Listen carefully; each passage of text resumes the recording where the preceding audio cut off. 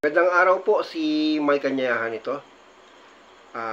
Ang lahat ng reaksyon natin at pakiramdam ah, sa isang bagay, no, ay wala dun sa bagay na yon, kundi nasa isipan lang natin.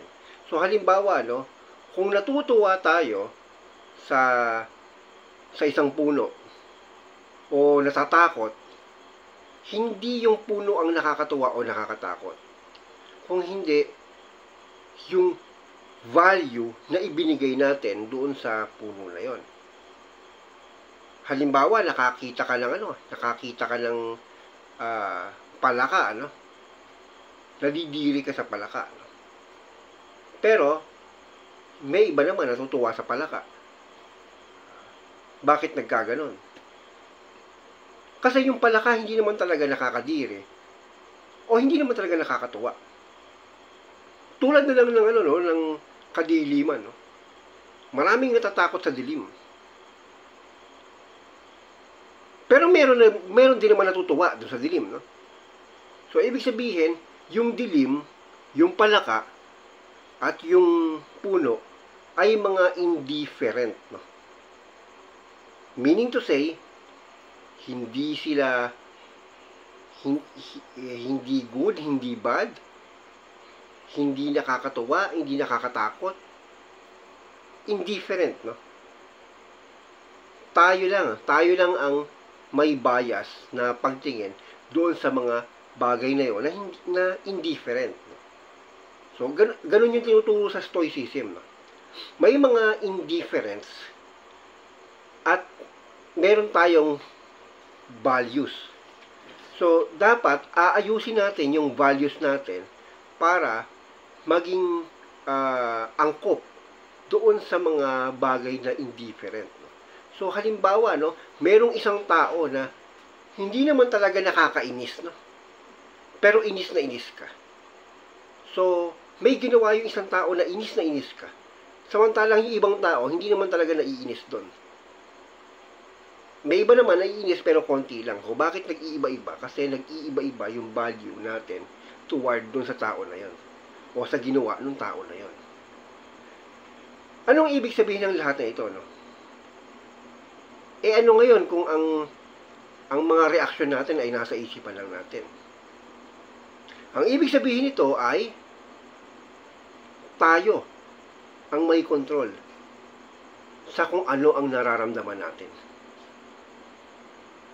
So kung tayo ay malungkot, hindi yung pangyayari ang nakakalungkot. Kung hindi, kung paano natin inayos yung ating isipan na mag-react doon sa pangyayari para malungkot tayo. Nagiging malungkot yung isang pangyayari dahil yun yung reaksyon na ipinapataw natin sa pangyayaring yun. Nakakatakot ang isang bagay, hindi dahil yung bagay ang nakakatakot, kung hindi, tayo ang nagsabi na yun ay nakakatakot.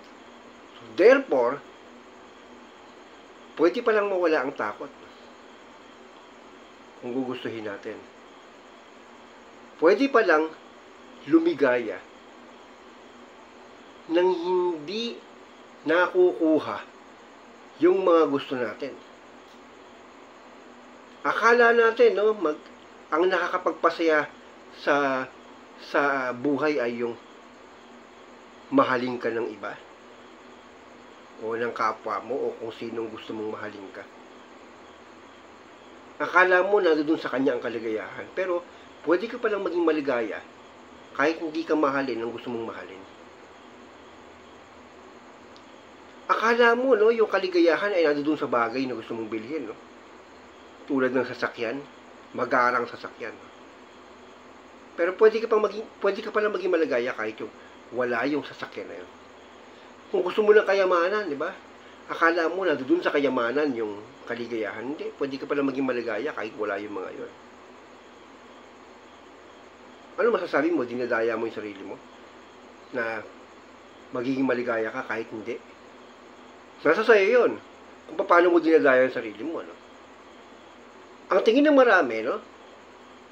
sa pag-iwas dun sa mga bagay na nakakapagbigay ng kaligayahan ay dinadaya na. No?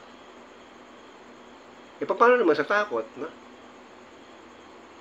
Natakot ka halimbawa sa isang napakaliit na hayop. Samantalang yung hayop na yon ay natatakot sa'yo. So, sino kaya ang mas klaro ang reaksyon sa isa't isa?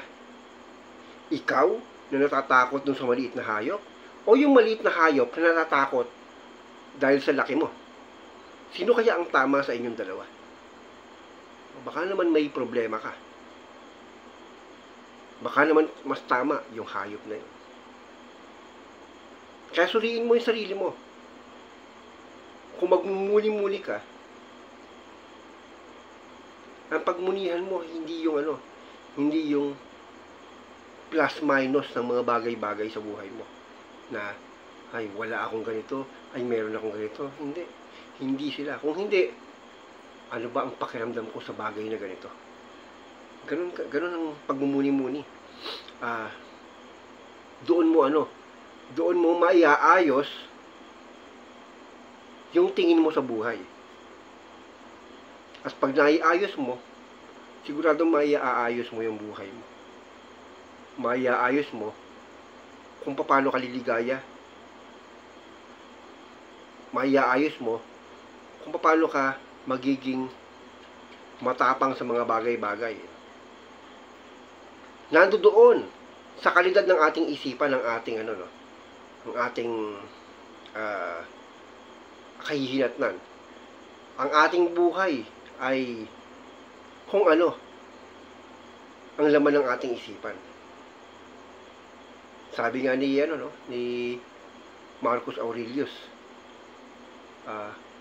our life is what our thoughts make it.